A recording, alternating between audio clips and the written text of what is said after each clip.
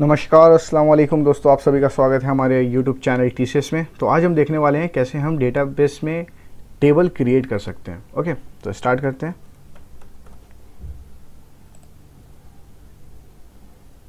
SQL workshop, SQL command.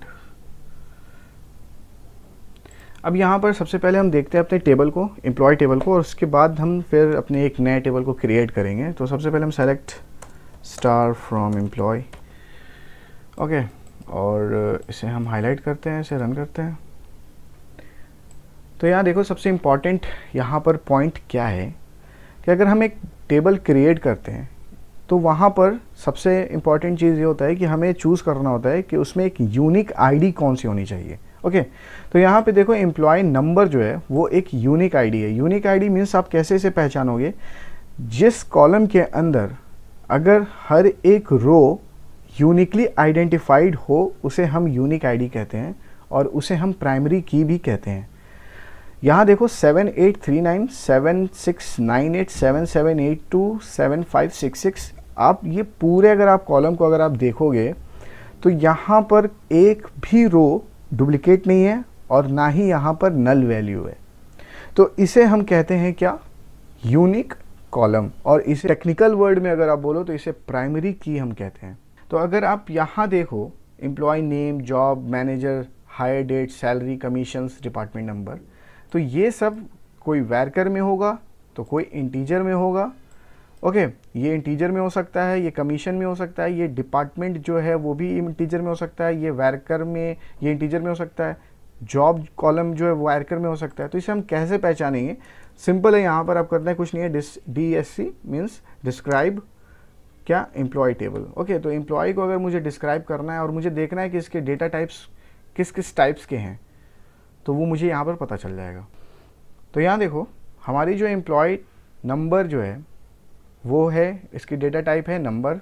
Okay, employee name varchar 2, job varchar, manager number, hire date date, okay, salary number, commission number, और फिर department number भी number data types के हैं। Okay, अब यहाँ सबसे important point ये है नल एबल एट्रीब्यूट्स। ओके, तो नल एबल वैल्यू कौन कौन से हैं और कौन कौन से नहीं है, मीन्स नल और नॉट नल कौन कौन से हैं और नहीं है, ये सभी आपको मैं बताऊंगा अभी कि जब मैं डेटाबेस क्रिएट करूंगा, मैं टेबल जब क्रिएट करूंगा तब आपको वहां पर पता चल जाएगा कि इसमें नल वैल्यू कौन सी होती है और नॉट नल वैल्यू कौन कौन सी होती है, और इसे कैसे हम पहचानेंगे।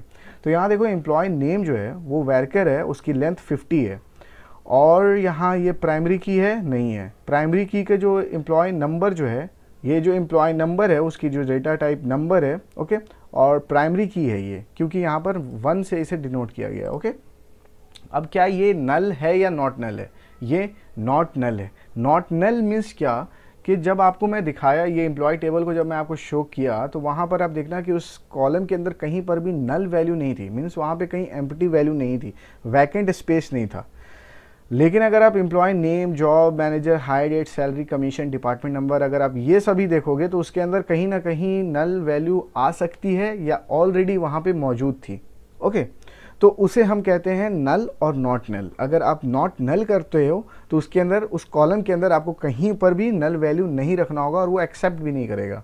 ओके, और अगर नल वैल्यू है, अगर उसे आप कह दिए कि नल है, ओके, तो वहाँ पर वो नल रहेगा, और यहाँ पर वो टिक यहाँ पर शो करेगा। क्यों टिक शो करेगा, क्योंकि ये नलेबल है।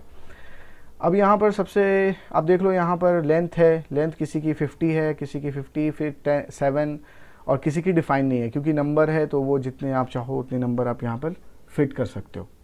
तो ये होता है क्या, हमारा डेटाबेस का, जैसे डेटा टाइप, यहाँ लेंथ और नल लेबल जो भी है वो आपको पता चल जाएगा आपकी टेबल का। यहाँ पे आप एम्प्लॉय टेबल भी देख रहे हो, आप डिपार्टमेंट टेबल भी देख सकते हो, आपको जो टेबल देखना है आप वैसे आप डिस्क्राइब कर सकते हो। अब हम चलते हैं, हम अपने टेबल को क्रिएट करते हैं। ओके, तो टेबल को हम क्रिएट करते हैं, तो यहाँ पे हमें सबसे पहले करना होगा CREATE, क्रिएट टेबल। अब टेबल हमें क्रिएट करना है तो टेबल के नेम को आपको चूज़ करना होगा। तो मैं यहाँ पे क्या करता हूँ, ओरेकल को मैं चूज़ कर लेता हूँ।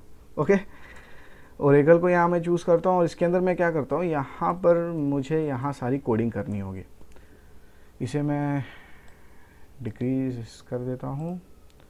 अब यहाँ पर मुझे सारी कोडिंग करनी होगी, तो मैं कोडिंग करता हूँ।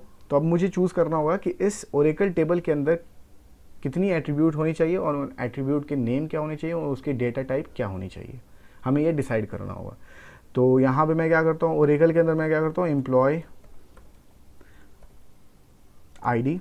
ओके, अब एम्प्लॉय आईडी है तो एम्प्लॉय आईडी हमेशा यूनिक होनी चाहिए, और अगर एम्प्लॉय आईडी से अगर आप प्राइमरी की अगर आप चूज़ करते हो तो ये भी सही है, बेहतर है, बहुत ही अच्छा है। तो यहाँ पे आप क्या करो, इसे आप नंबर कर दो, क्योंकि ये हमेशा नंबर ही रहेगा। अगर आप एम्प्लॉय आईडी देखो तो हमेशा नंबर ही के फॉर्म में होता है, इंटीजर फॉर्म में होता है। ऐसा नहीं होता कि एम्प्लॉय आईडी जिसका नाम है वही उसका एम्प्लॉय आईडी भी है, ऐसा तो कहीं आपने नहीं देखा होगा। तो ये यहाँ पे नंबर आप चूज़ करो, और इसे नल रहना चाहिए, नॉट नल रहना चाहिए। इसे नॉट नल आप करोगे, क्यों? क्योंकि यहाँ पर आप कहीं पर भी एक भी स्पेस आप वैकेंट नहीं छोड़ सकते, आप एम्प्टी सेल वहाँ पर शो नहीं होनी चाहिए। अब यहाँ दूसरा कॉलम अगर आपको चूज़ करना हुआ तो यहाँ पे आप क्या कर दो, यूज़र नेम आप कर सकते हो, यूज़र नेम, हाँ ये सही है। ओके, अब यूज़र नेम को आप कैसे चूज़ करोगे? यहाँ देखो तो यहाँ बहुत टाइप्स के हैं। यहाँ देखो एम्प्लॉय नेम जो है वो वैरकर में है। वैरकर क्यों हम एम्प्लॉय नेम को वैरकर में चूज़ करते हैं? क्योंकि आपने इस दुनिया के जितने भी नेम हैं वो सभी वैरकर में ही हैं। ओके, वहाँ पर कहीं उसके नेम के आगे या पीछे कहीं ऐसा नहीं है कि शाद 909 या ऐसा कुछ उसके आधार कार्ड पर नहीं लिखा हुआ कहीं पर भी। ओके, तो आप वहाँ पर वैरकर चूज़ करोगे। वैरकर क्या होता है? ये कैरेक्टर होता है, और ये कैरेक्टर्स में कंटेन करता है। ओके, कैरेक्टर जितने भी कैरेक्टर हैं उसे कंटेन करता है। तो अब वैरकर यहाँ पर आप चूज़ करोगे। ओके, तो यहाँ देखते हैं, वैरकर ये हो गया। अब यहाँ पर आप चूज़ करोगे ये इसकी साइज़, तो साइज़ कितनी होनी चाहिए? तो अगर आप किसी के नेम को अगर आप देखो तो ज़्यादा कितने ज़्यादा उसमें कैरेक्टर होंगे, मतलब हाईएस्ट 30 या 50, उससे ज़्यादा तो हो नहीं सकता अगर किसी के नेम को अगर आप देख रहे हो। तो यहाँ पे सपोज़ यहाँ कर लो आप 30 कर लो। ओके, 30 मैं इसलिए कर रहा हूँ, यहाँ 50 मैं इसलिए नहीं कर रहा हूँ क्योंकि अगर आप 30 की जगह आप 50 चूज़ कर लेते हो और आप सिर्फ उसके 10% ही उस कॉलम को यूज़ कर पा रहे हो, यूटिलाइज़ कर पा रहे हो, तो 90% जो स्पेस वहाँ पर जो है वो तो फालतू चला गया, वहाँ पर तो उसकी कोई यूज़ नहीं है।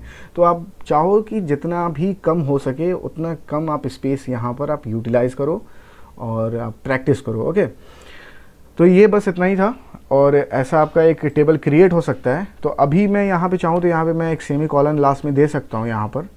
ओके, आपकी मर्ज़ी, आप देना चाहो दे सकते हो, नहीं देना चाहो तो नहीं भी दे सकते हो, ऐसा कुछ नहीं है। आपको सिर्फ यहाँ पे इसे हाईलाइट करना होगा और फिर आप इसे रन करना होगा आपको। तो जब आप इसे रन करोगे तो यहाँ देखो टेबल क्रिएटेड। अब सपोज़ यहाँ पे मैं क्या करता हूँ, इसी टेबल को मैं इस सेमीकोलन को हटाकर फिर से मैं इसे हाईलाइट करके और मैं इसे रन करता हूँ, तो यहाँ देखो क्या बोलता है, name is already used by existing object. तो यहाँ पे ऑलरेडी ये यूज़ हो चुका है, ये ओरेकल टेबल ऑलरेडी यूज़ हो चुका है, अब इसे आप यूज़ नहीं कर सकते। तो आपको यहाँ पे ओरेकल 1 2 3 आपको यहाँ पे कुछ करना होगा। तो ऐसा करके आप एक टेबल के नेम को आप दोबारा यूज़ नहीं कर सकते। और अगर आपको फिर से अगर आपको टेबल को डिस्क्राइब करना है तो यहाँ पर आप क्या करो, इसे मैं शॉर्ट कर देता हूँ, यहाँ पर DESC डिस्क्राइब ओरेकल। ओके, और इसे मैं हाईलाइट करके मैं रन करूँगा।